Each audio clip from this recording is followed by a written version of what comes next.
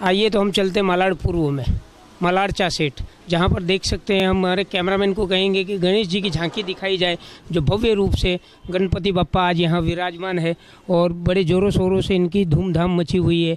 आज ये जो इनको मलाडचा सेठ कहते हैं, तो साक्षात उन्होंने जो माला पहनी है, जो नोटों की माला पहनी है, मलाडचा सेठ। और आज हम यहाँ देख सकते हैं कि इस पंडाल में एसी का प्रबंध किया गया है श्री गणेश जी महाराज के लिए, जो एसी भी है यहाँ पर एसी, और बप्पा को गर्म न हो, बप्पा हमेशा आशीर्वाद देते रहें, ठंडे रहें, इसलिए उनके लिए एसी की भी व्यवस्था की गई है।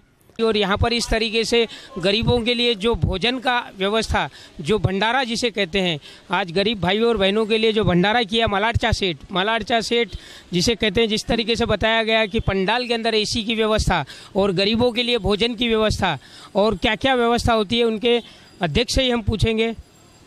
अब मैं कैमरामैन से कहना चाहूँगा कि हमारे गरीब भाइयों बहनों को जो भोजन कर रहे हैं अभी उनको दिखाया जाए, जिस तरीके से उन्होंने भोजन किया है।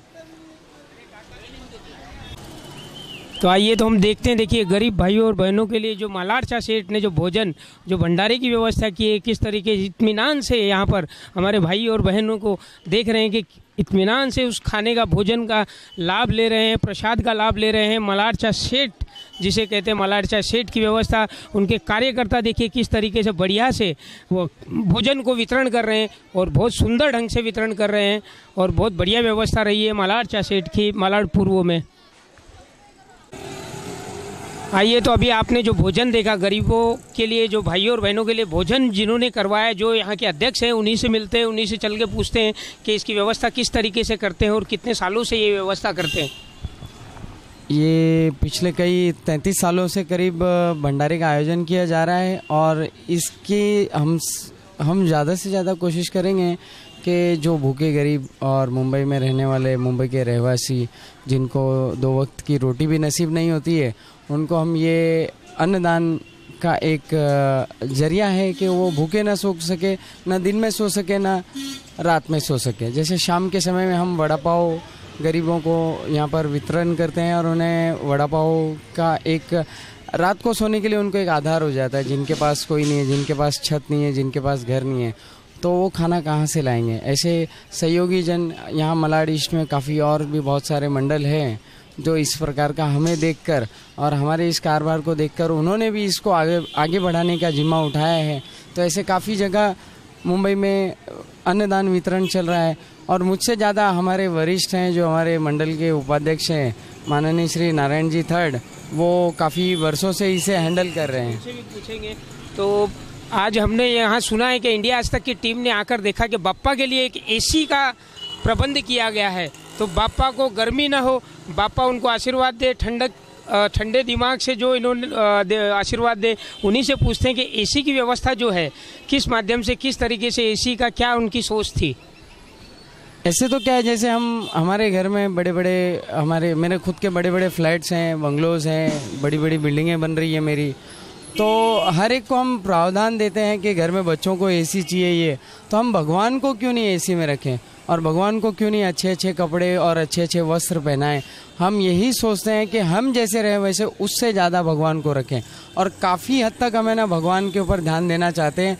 और हमारी जो टीम है और ये हमारे जो बच्चे हैं, जो दिन रात कर ये मेहनत कर जैसे हमने ये एसी पंडाल बनाया है, तो काफ़ी जनता का हमें सहयोग है, काफ़ी जनता हमसे खुश है और जनता हमेशा यही कहती है कि आप जो इस तरीके का प्रोग्राम कर रहे हो, हर साल नया नया सिस्टम आप ला रहे हो, नए नए तरीके ला रहे हो और भगवान को आप जिस तरीके से सजाते हो और भगवान को जिस हिसाब से आपने एसी में रख के रखा है, हम इतना भव्य विशाल पंडाल बना करके उसे पूरा ओपन रख करके फिर उसे सेंट्रली एसी बनाए, बिहाफ ऑफ के वो एसी की कूलिंग भी बाहर नहीं जाती है, उसके लिए हमने प्रावधान किया। उसमें एसी कर्टन लगाए हुए हैं, जो एयर कर्टन कहा जाता है, जिससे कि कूलिंग अंदर रहती है और जैसे बाहर रोड पे जो कचरा उड़ता है। बहुत बढ़िया। ये थे अध्यक्ष यहाँ मलाडचा सेठ के अध्यक्ष गणेश गुज्जर, जिन्होंने ये यहाँ सारी चीज़ बताई इस तरीके की बढ़िया।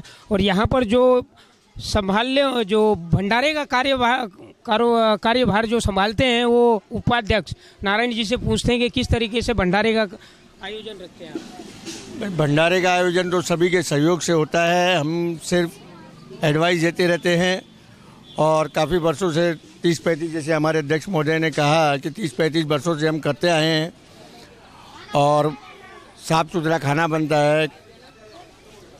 और बस आप मैं क्या ना कहना चाहूँगा कि गणपति की दया से ये हमेशा चलता रहे और सबको मिलता रहे खाना। हाँ, तो हम मालाडचा सेठ के दरबार में हम लोग पहुँचे हैं। किस तरीके से क्या क्या प्रावधान, सारी चीज़ हमने जानी इंडिया आज तक की टीम ने। जैसे कि आप एसी, भंडारा और कई सारी चीज़ें और कई चीज़ें उनकी सोच है कि मैं चाहूँगा उस झांकी को दिखाई जाए। फिर से एक बार कैमरामैन से मैं विनती करूँगा कि ये गणपति बापा की जो झांकी है किस तरीके से एसी का और पंडाल को सुंदर तरीके से सजाया गया है। तो आज इंडिया आज तक की टीम ने यहाँ पर आकर मुलाकात ली। आज हमारे साथ में गणेश जी के एक भक्त हैं जो राजकोट से पधारे हैं दर्शन के लिए स्पेशली। इनको कैसा लगा यहाँ मालाडचा सेठ, उन्हीं से पूछते हैं। हम गुजरात से आए हैं। हमें यहाँ का बहुत गणेश उत्सव है, बहुत बढ़िया है, बहुत मज़ा आया है। और आज जो मालाडचा सेठ का आपने दर्शन किया तो आपको कैसा लगा और मालाडचा सेठ किस तरीके से क्या कहना चाहिए? लेकिन मला का जो स्टेज है ये बहुत बढ़िया है। गणेश उत्सव का बहुत महत्व इधर है, गुजरात में है लेकिन महाराष्ट्र में बहुत है। तो ये छे गुजरात से आए हुए मनसुख भाई, जिन्होंने कहा कि हमें ये सारी चीज़ें, यह मालाडचा सेठ की जो झांकी देखी बहुत आनंद आया। जो भगवान को एसी में रखा गया, भंडारा देखा उन्होंने बहुत बढ़िया तरीके से, बहुत अच्छा तरीके से। आज हमारे साथ में मालाडचा सेठ के जिन्होंने इस भव्य रूप दिया है, जो डेकोरेशन किया है, उन्हीं से जानते हैं कि किस तरीके से उन्होंने इसका रूप बनाया। ओम साई डेकोरेटर। ये पंडाल बनाने में हमको 2 महीने खर्चा लगा। 2 महीने बाद इतनी सुंदर सी झांकी हमने तैयार की है और आप देख सकते हैं कितना इसके अंदर खर्चा आया है। एसी लगाया है और सब कुछ सुविधा दी है। ये थे डेकोरेशन करने वाले हमारे भाई, जिन्होंने ये सारी चीज़ें बताई कि हमको बहुत सारा लगा। आज हमारे साथ में एक महिला भक्त है, गणेश भक्त है, जो कुछ कहना चाहती है बाप्पा के लिए, तो हम उन्हीं से पूछते हैं। हमें 1 महीने से हम ये गणपति का दर्शन करने के लिए 1 महीना इंतज़ार करते हैं। उसके बाद जब लगता है तो रोज़ डेली सुबह शाम 3-4 टाइम देखने के लिए आ जाते हैं और दर्शन भी करते हैं। तो बापा आपकी यहाँ पर आपको सब मनोकामना पूरी होती है। ये दादा हमारे बहुत ये है, प्रभावशाली है। Thank you. ये थे भक्त, महिला भक्त थी, जिन्होंने यहाँ पर बोलते हैं कि दिन में 2 से 3 बार दर्शन करने आती है और इनकी यहाँ पर आने से मनोकामना पूरी होगी, इनका ये मानना है। कैमरामैन दिनेश परिशा के साथ अशोक गुज्जर, इंडिया आज तक, हर हकीकत आप तक।